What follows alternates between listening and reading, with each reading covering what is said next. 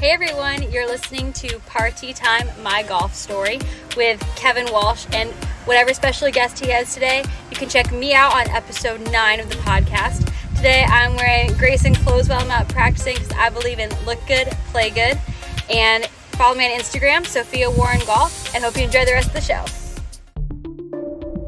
It's Party Time, My Golf Story, brought to you by Party Drinks. Classically designed golf drinks for golfers by golfers.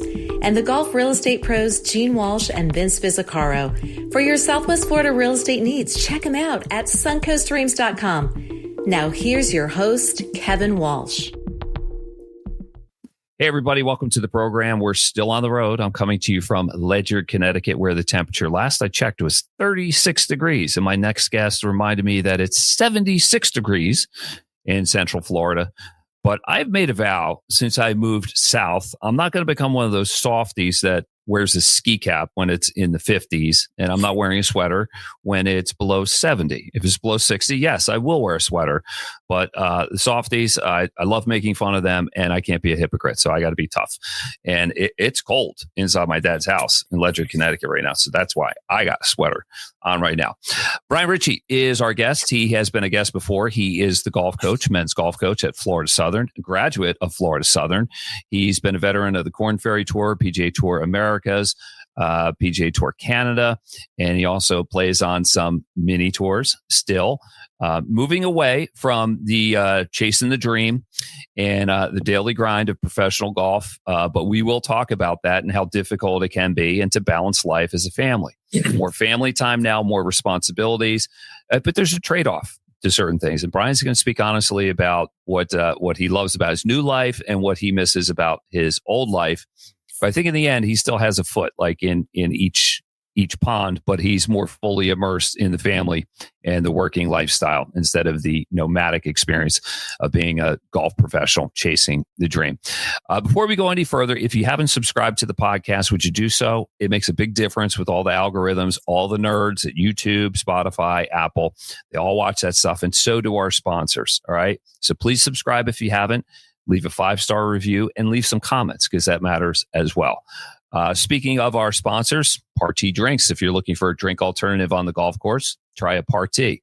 What's so good about Party? Well, it's a real cocktail in a can. Top level spirits inside. So you're not drinking those janky hard seltzers and everything that leave an aftertaste and you pretend tastes good, just like you pretend that yogurt and diet soda tastes good, which we all know they don't, but clearly, people drink it because they think they're getting something out of it. Go for the real stuff. I mean, come on. And if you don't have that at your golf course, get in contact with the professional staff, the golf staff, or the beverage staff and say, hey, we need Party here because it's for golfers, by golfers, and Paradise Craft Distributors is the exclusive distributor of Party across the state of Florida. Also available in New England, but expanding across America, getting bigger and bigger and making some of those drinks named after a time of day very nervous. And that is our goal as we try to take over. If golf real estate is in your future plans, great time to buy. The market, it's a buyer's market, and there's no better place than Lakewood National Golf Club, where this podcast usually originates from.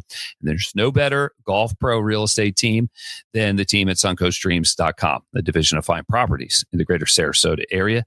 Vince Vizzacaro, Gene Walsh, and Samantha Walsh got you covered. If you want to play golf with me and live in golf paradise like Lakewood National Golf Club, Gene, Vince, and Samantha got you covered. And if all that golf has got you tuckered out and you need to unwind, if you need red light therapy, cold water plunge, hot tub, massage, whatever you like, then Violet Spa in downtown Sarasota has got you covered with that. All right, let's bring Brian Richey back on board. Hey, man, good to see you. Kevin, thanks for having me. What's going on? Not much here, but there's a lot going on in your life, and that's why I wanted to catch up. Hey, man, you still got it, okay? You still got it. So tell me about yesterday. You played in West Florida golf tour, finished tied for second. How did that happen? Yeah, I mean, I always obviously still know how to play the game. I wasn't as sharp as I'd like to be with my golf swing and, contact maybe of hitting my shots, but I still know how to manage myself around the golf course. My short game, even though I don't practice anymore, my short game is still pretty good. I got good hands. So Yeah, it was fun. I like to play. It was at the Ritz-Carlton there in I guess Lakewood Ranch or Bradenton. I'm not sure the address, but yeah, it's a great golf course. Christian from the West Florida Tour usually goes there once or twice a year, and if I'm available, I like to go down there and play just because it's a fun track, and I can get a kind of a good rep in and still kind of feel some nerves, get the juices flowing a little bit. Well, you told me you were going, so I followed online. And just before we started the recording here, I looked, and there you were, tied for second, 3 under par 69. And then I was thinking, he probably left a couple out there, but we did a little pre-talk before we started recording here, and you're like, nah, I got the most out of that I could, all things considered. Why don't you walk me through it? Yeah, for the most part, I hit some loose shots, but I saved most of them. I think I had one bogey, and it was just a bad iron shot, and I hit a pretty good pitch shot and missed the putt. But yeah, I mean, I had my up and down percentage was really good. I wasn't in too much trouble at all, but yeah, I definitely wasn't firing every shot at my target. So it was fun to kind of manage around. I stayed really patient. The back nine is where I started, and it was playing a little bit tougher. The front nine, I got after it pretty good. I had a couple wedge shots I could have hit closer maybe, or leave my second shot in a better place on a par 5, maybe to make an easier birdie. But yeah, that was, as far as like leaving shots out there, I didn't really miss any putts that I should have made. I think my shortest putt that I missed was maybe 10 feet. So I was really, really clean from inside 8 feet, which was, I'm a great putter. I've always been a good grinder, inside 7-8 feet for par or birdie, but I certainly wasn't expecting to make all of them. So that was fun to at least keep it clean and kind of grind through it. And to feel the nerves. And as we were texting the other day, you said you do miss the grind, but I know you value the family time that you have now, which is, I think, what every professional golfer that's chasing the dream is always trying to manage. It's when you're on the road, you're missing your family. That hurts the golf and everything, but that's the tug of war that's going on. How is life? What's I know you have the coaching responsibilities at your alma mater, but you're spending a lot of good quality family time. What's it been for you? For sure. Yeah, it's been great. It's been definitely a change. There's a lot of different things that are going into, my day to day. I get to take my kids to daycare and pick them up most days. My wife works from home a couple days a week, so we kind of balance. I usually take them if I'm home, or if I don't have to be anywhere super early, I can take them on my way to work or on my way to the office. So that's been nice, being home every night for dinner, bedtime, bath time sort of stuff. That 2.5 hours with 2 young kids at the end of the day is a rush. So trying to go, we call it a fast break. If one of us is gone for dinner or has something after work, it's a 2-on-1 fast break with the 2 little ones. So no, it's been fun to be home. Yeah, like you mentioned, I do miss the grind. I spent, the better part of my life, 15 years as a professional, and that's, it's selfish in nature, right? You're playing for yourself. You're, missing family stuff. You're missing friends' birthdays and weddings, and you're living life on the road most of the time if you're fully into it, which I was. So that's been a little bit of an adjustment. Luckily, with the coaching, I still get to, a lot of people actually leave coaching because of travel sometimes if they have kids. With me, this is just enough travel. It's, anywhere from 55 to 60 days on the road. Compared with 200 days on the road is way better. But it still gives me enough to where I'm not getting antsy sitting at home. And, I feel like I can still make a difference with my new responsibilities, with, the coaching side of things. That's been an adjustment as well, just jumping into this with not really planning on being a coach, when it happened, just the timing was right. But as far as, life is good, a lot less stress, although I've already, lost all my hair from all those 6-footers for par that I had to make over the years, but, and all the little bit of gray in my beard, but, everything's good. So like you said, I'm still want to dip my toe in the water every now and then and get a little rep here and there. You said the word selfish, and that is how it has to be, because if you're not selfish with your time and the demands of the game, then you cannot have success. And as soon as you said that, I thought about Gary Player. And he talked about, like, he had a bunker in the backyard, and sometimes they'd have family dinners, they'd have parties with the neighbors and all this stuff. And he could not come in until he accomplished what he had to, be it the bunker play or the short game play. And he'd be out there, he could see everybody on the back deck having a whale of a time, like looking out when you coming in. He's like, I'm not ready. And the non-golfers don't understand it. You understand that perfectly, don't you? Mm-hmm. Yeah. I mean, if you're trying to make this your life and your living, everybody, even now, more so than even almost 2 years ago when we first spoke on here, everybody's so good now. And if you're not putting the work in, somebody else is. I know you can't play defense against another player, but all you can do is play offense. You can only get your game in as good a place as you can with your strengths, improving your weaknesses. And yeah, it's a selfish, we're golfers. We're not a team sport. So, it's perfectly natural for, all of us to be a little bit more on the selfish side when it comes to, your time and your practice and your preparation, and there's a balance that you have to strike with that. And as you grow as a human and as you get older, you get married, you have kids, and that balance becomes much tougher because you don't want to miss either side of it. If you're a full competitor and grinder and practicer like I was, you feel like you're missing time where you should be getting better, if there's things pulling you away from that. But then at the same time, you have responsibilities and you have a love for your family that you need to be there for them too. So, it's a tough balance. I appreciate and respect the guys who have made it to the top of the game, and also having, a family life and balance in that. It's not an easy feat. Brandel Chambly comes to mind too. He said it so succinctly. He said a PGA Tour player is either practicing or he's feeling guilty about not practicing. But when he's practicing, he's feeling guilty that he's not spending time with his family. And back when he was hired by the Golf Channel many years ago, he said he was submitting his acceptance of their offer, like at the fax machine back when we had those things. And he's like, there goes my golf career. I think it's worked out well for him. People have different opinions about Brandel. Yeah. I like the guy. The last time we talked, Brian, we had a interesting visitor on the show that kind of hijacked the conversation. That's not going to happen today.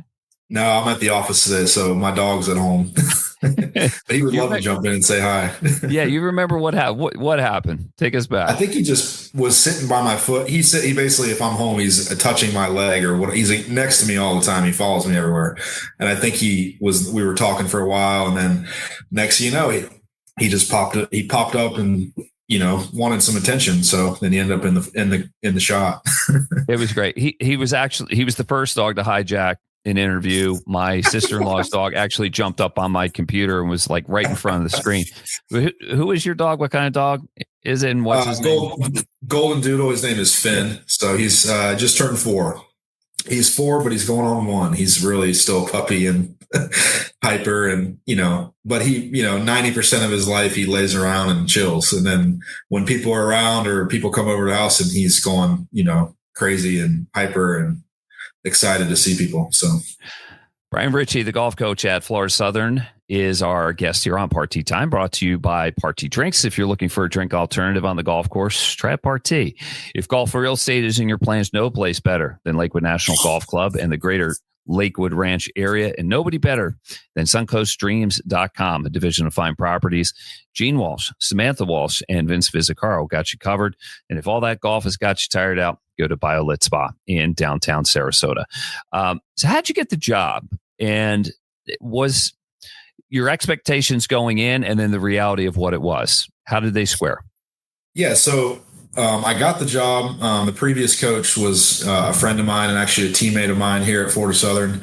And he had stepped down right before their spring season started last year, right at the end of January. And I had missed it second stage, about a year ago this time. So I was kind of searching for, I was wanting to play still a little bit, but, also having a second kid, was looking for some different ways to, spread my wings a little bit in different areas. So I had mentioned to him that I'd be willing to help the team out, until I kind of found something more permanent as an assistant, maybe. But when he stepped down, he kind of told me, he's like, if interested in the interim position, I'm happy to vouch for you. And so that's kind of how it happened. Was they needed a coach in about a 2-week turnaround for our home tournament. So, and having played here and was familiar with a lot of the staff still at school, and a lot of our supporters, and some of the guys on the team, even I knew a couple of the older guys, but yeah, just kind of raised my hand, said, hey, I'm happy to coach for the spring. I don't know beyond that what's going to happen, whether, it works out for me or whether they like me or I liked it or whatever. So it was kind of the perfect storm of they need a coach for the spring. And I was like, I'm familiar with all these golf courses. I know the game, the coaching stuff I'll figure out. As far as like the logistics stuff, I can do that. But, just the day to day with the paperwork and the emailing, like I can figure that out as I go. But like they need somebody on the grass and to be at practice with them and to pick them up. Obviously they were probably stunned that the coach was leaving mid-season, as we all were. So yeah, that's long story short of how it started. So the spring season went well. I really enjoyed it. We had some good success. So when it came time, kind of early June, we met and we made it permanent. So that was really it. So I know I forgot the second part of your question, but that was kind of the beginning of how it started. No, I think, I guess the second part is like, how's it been? It is being around the kids, young adults, but we're old enough that anybody under 30 seems like a kid to us. How are they? Do they keep you young? What has changed about today's college golf experience back with when you were doing it? Yeah, that's a great question. So yeah, they keeping me young. I mean, I'm hanging out with 18 to 23-year-olds. I don't know if I have anyone that's 23, but if not, they're close because I have a couple of 5th-year guys, 3 5th-year guys. But yeah, they keep me young. It's great to kind of still be around competition. I will play occasionally with them, practice some with them around the short game area. But yeah, it's keeping me engaged with what I'm good at, right? I know golf. I know this game at a high level.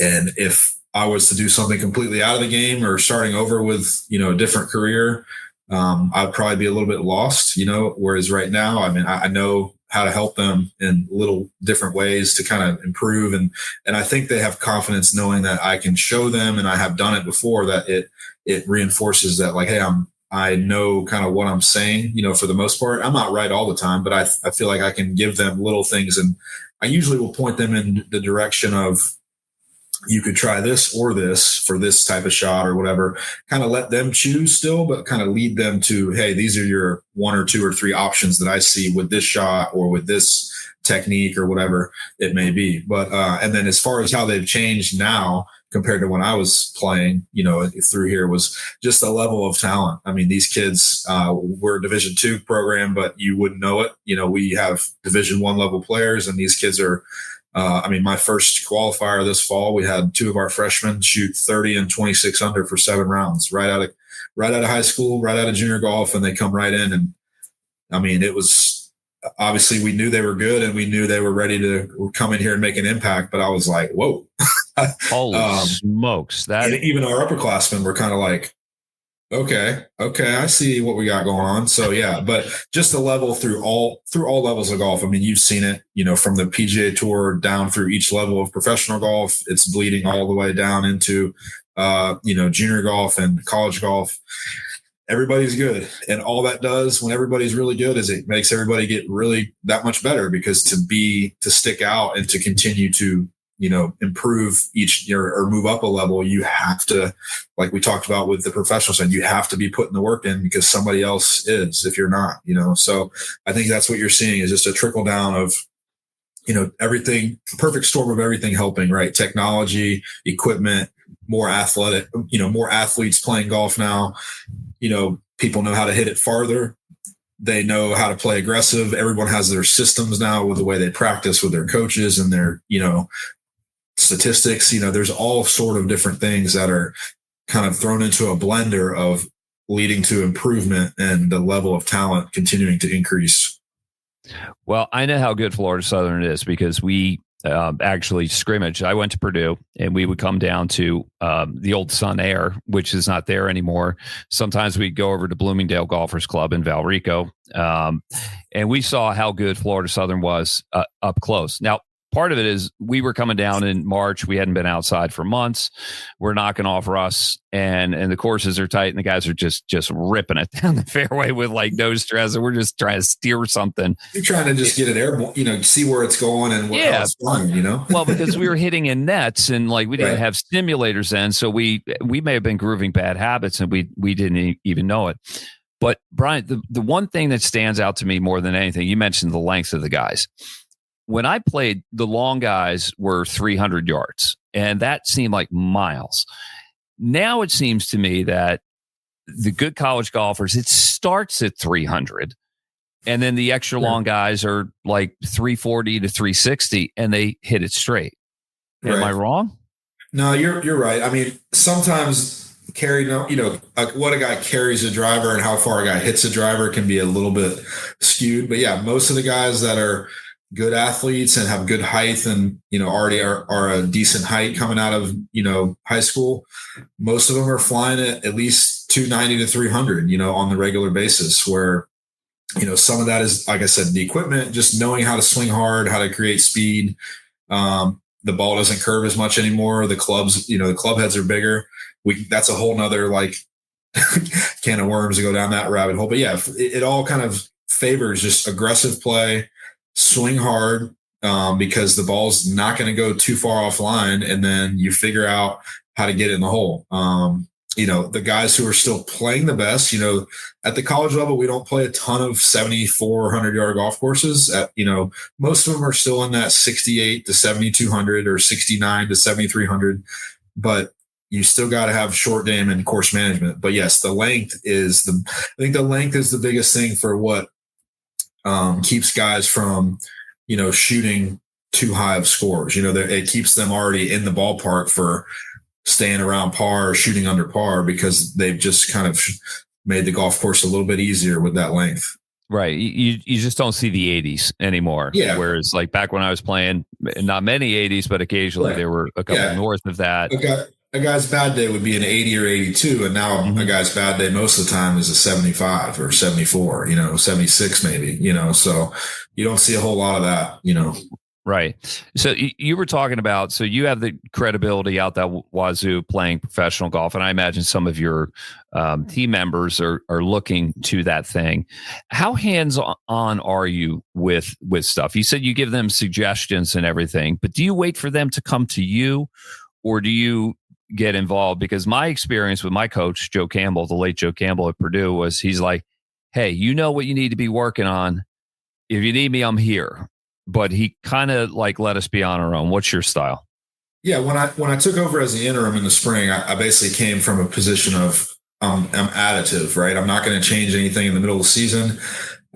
We were down a few guys with injury, so we had a small roster. We only had 7 healthy players for the spring out of 10. So that was it was tougher for our depth and our, what we could do competitively. We were limited we didn't have as many guys to push each other to get better. But from my perspective, it was more time with each player because we didn't have as many guys. So now that we're back to 9, we got healthy. But yeah, I tell them they all have their own swing coaches. I'm not going to offer any swing suggestions, or I'm not going to fix your grip or anything like that. If you come to me and ask me, hey coach, I'm struggling with this type of shot, or how do you hit this shot or whatever, I'm happy to look at that. That's more like setup stuff or feels or little kind of tricks or cheats, I call them, to hey, you cheat the face open or closed or whatever, you want to just shade it a certain way. Short game and course management and putting, for the most part, I still want them to come to me if they want a technical help, but I'm probably more willing to I just will straight up offer my kind of what I see with that sort of stuff, because it's not golf swing related. That's more simple fixes. You start messing with somebody's swing or telling them something, you don't want them to think about something in their middle of their swing about something. But yeah, they know that they can come to me with anything they need or that they want. When we're at the tournaments, for the most part, and I try to keep myself, like I said, I'm more additive still, and I want to offer it and lead them to a couple options, present the options to them, and they can choose, because they're the ones hitting the shot. They're the ones that have to play the golf hole. And I tell, this is one of the first things I said when I started in these practice rounds. I said, guys, if I hear anybody get up on a hole, someone that's maybe played the tournament, if they're a senior or junior, they've played it a few times, and they say, "Oh, it's a 3-wood hole," then I'm going to be like, that's the most ridiculous thing you could say, because you don't know what the wind is. You don't know what the wind is going to be the next 2 days. You might hit your 3-wood 260. Well, another guy might hit it 280, or this guy might hit it 250. So we talk about more like, what's the area we want to hit the shot off the tee. And I'm big on the wind. Like, as a golfer, like, I was looking at the wind every day, even my practice days. I want to know where the wind's at on the golf course. So I never want to make a great swing and hit a good shot and it doesn't get as close to the hole as it can, because I didn't do my homework on, that was actually a little bit into the wind instead of, so I'm all about the details, if I can, because that stuff matters. You're talking, you get down to the nitty gritty, you're trying to shave quarters and thirds of shots throughout a tournament. If I can pick up a half shot or a quarter shot here and there with knowing something else, that my opponent maybe doesn't know. But yeah, very much additive. Present them like on a golf shot that I'm helping with. Hey, this is where we want to hit it. I see 2 different options here. And then I let them choose, because they're the ones hitting it. So, some coaches, older styles or whatever, would, all right, everybody, we're hitting 3-wood off this tee. Well, some guys may not like their 3-wood, or some guys don't have a 3-wood, So I try to give them the freedom to play. They're the ones that have to play.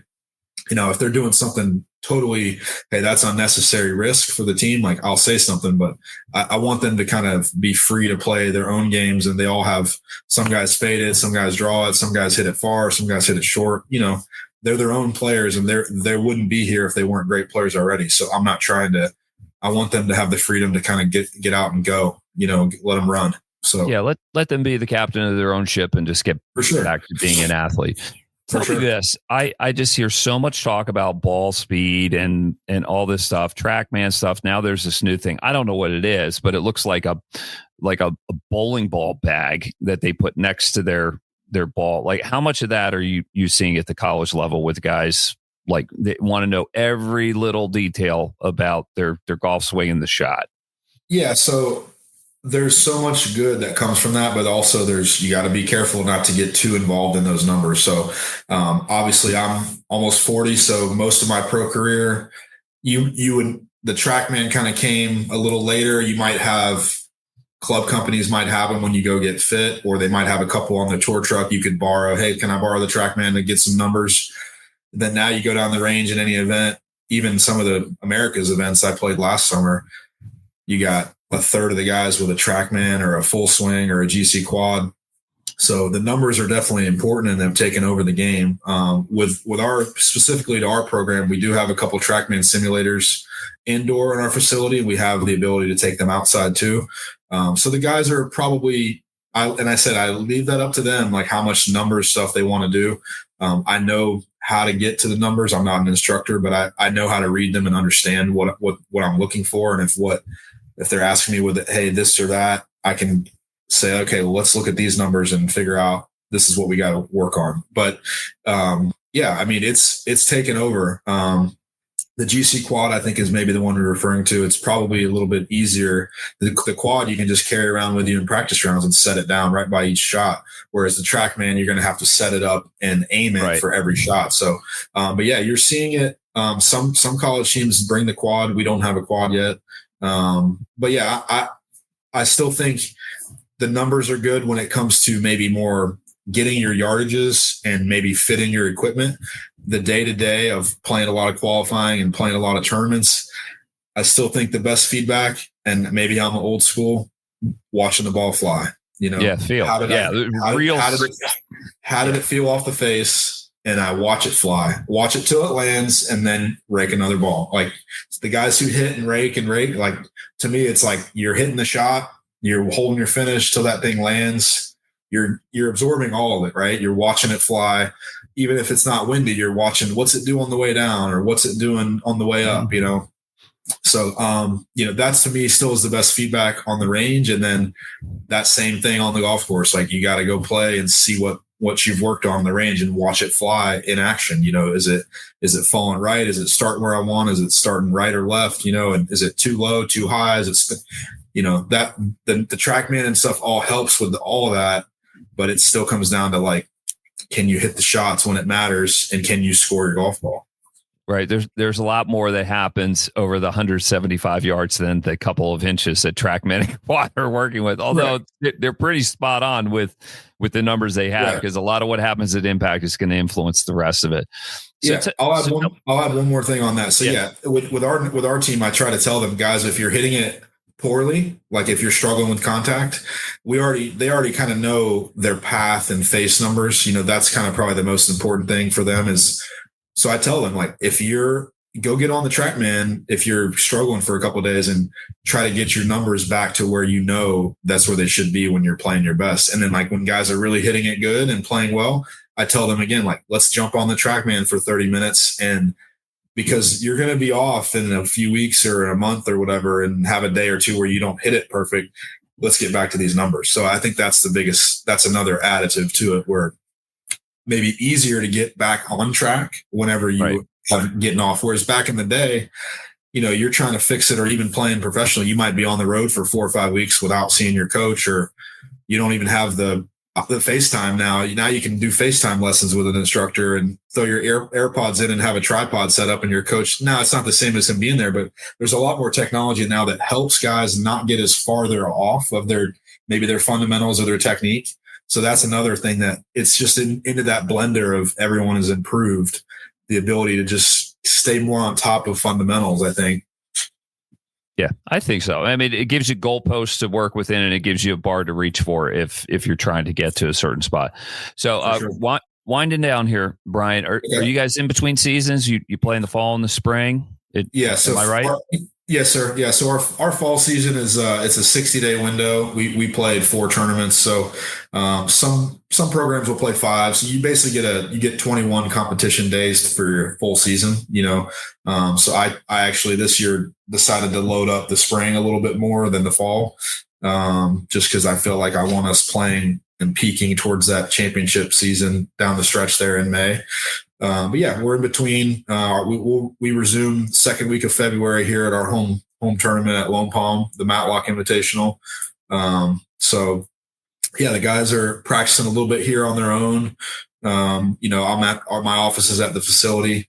So I see them, most, a couple days a week, I'll see most guys, but yeah, we don't have to worry too much here. I mean, our guys are they're hungry. So they're out here getting after it on their own, this off season. So yeah, we'll break here. I guess third week of December, we'll break here for about 2.5 weeks. Then I'll go home for a holiday and stuff. And then once we get back kind of January mid or that second week of January 7th or 8th, somewhere in there, we'll get back and we'll get ready to get after it for that first tournament. No, just get after it. Hey man, good catching up with you. Glad you're playing good golf, and if you knock off a couple of those West Florida golf tour things, let me know. I'll be following. I follow Christian. I follow all the guys online. But Merry Christmas to you, and thanks for coming back. And next time you come back, get Finn involved. All right. I will. Yeah, we'll do it from home next time. Finn's always welcome. All right, Brian Richey has been our guest here on Party Time, My Golf Story, brought to you by Party Drinks. If you're looking for a drink alternative on the golf course, try Party. If golf real estate is in your plans, no better place than the greater Sarasota area, Lakewood National Golf Club, and the golf real estate pros at suncoaststreams.com, a division of fine properties. Gene Walsh, Samantha Walsh, and Vince Vizzacaro have you all set. And if all that golf's got you tuckered out, BioLit Spa in downtown Sarasota is your place. For Brian Richey, I'm Kevin Walsh. We'll see you again next time on Party Time, My Golf Story. You've been listening to It's Party Time, My Golf Story, brought to you by Party Drinks. Classically designed golf drinks for golfers by golfers, and the golf real estate pros Gene Walsh and Vince Vizzacaro. For your Southwest Florida real estate needs, check them out at suncoaststreams.com or call 941-220-4000.